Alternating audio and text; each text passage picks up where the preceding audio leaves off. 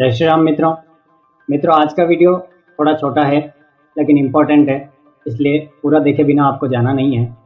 Video के मूल बिंदु पर आने से पहले मैं आप सभी का हाथ जोड़कर तहे दिल से धन्यवाद देता हूं कि आप सभी के भरपूर सहयोग से हमारी YouTube फैमिली 10,000 की हो गई है।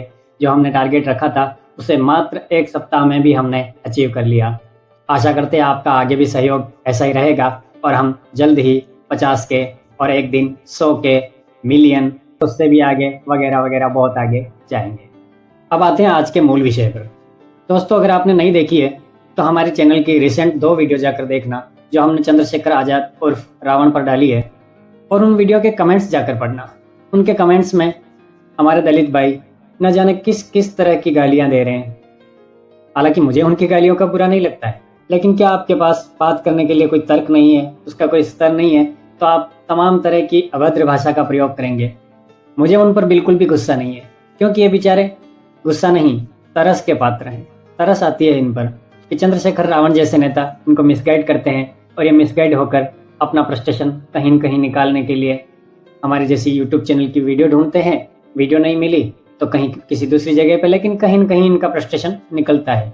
बीजेपी का एजेंट बता देंगे, RSS का एजेंट बता देंगे, तमाम तरह का ये वो इधर उधर की दाएं बाएं सारी बातें करेंगे।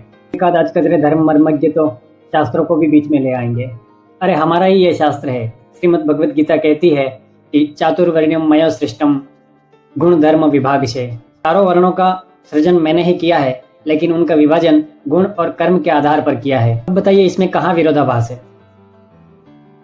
इन्हें पता भी नहीं है कि किसी भी धर्म ग्रंथ में जाति शब्द है ही नहीं। वर्ण व्यवस्था थी, और ये वर्ण व्यवस्था जाति व्यवस्था नहीं है। जाति व्यवस्था और वर्ण व्यवस्था में जमीन आसमान का अंतर है। ये जाति शब्द एक्चुअली कहाँ से आया है आपको बताता हूँ कि भारत में जब पुर्तगालियों का शासन हुआ तो ये शब्द पुर्तगाली आया था कास्टा। कास्टा को फिर कास्ट कर दिया, और कास्टा का जब हिंदी ट्रांसलेशन किया गया तो उसे जाति बना दिया गया। जैसे सेकुलर का पंथ निरपेक्ष बनाया और पंथ निरपेक्ष को धर्म निरपेक्ष करवा दिया गया संविधान में, उसी तरह से ये कास्टा का कास्ट बना और फिर कास्ट से जाति बना दिया गया। जाति व्यवस्था हिंदू शास्त्रों में, सनातन शास्त्रों में कहीं है ही नहीं। वहाँ वर्ण व्यवस्था थी, और वर्ण व्यवस्था कैसे थी वो मैंने आपको बताया कि गुण और कर्म के आधार पर वर्ण का विभाजन होता था।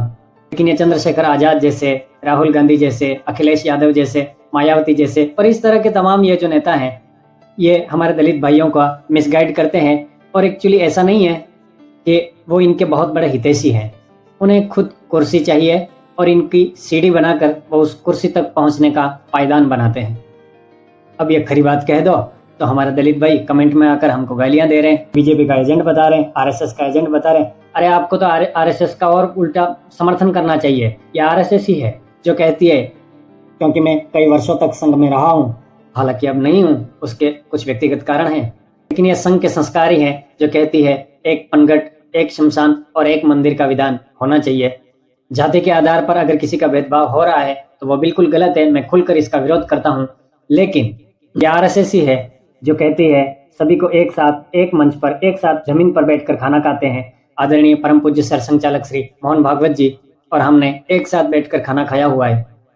केवल आपकी पहचान एक स्वयंसेवक के तौर पर है, और वो चाहे आपने कल ही RSS ज्वाइन किया हो या आदरणीय परम पूज्य सरसंघ चालक हो, सभी के लिए एक सी व्यवस्था है। तो दलित भाइयों से मैं अनुरोध करता हूं कि आप किस आधार पर, हम जब इस तरह की बात करते हैं तो हमें RSS का एजेंट बता देते हैं। आपको तो RSS का फॉलोअर होना चाहिए।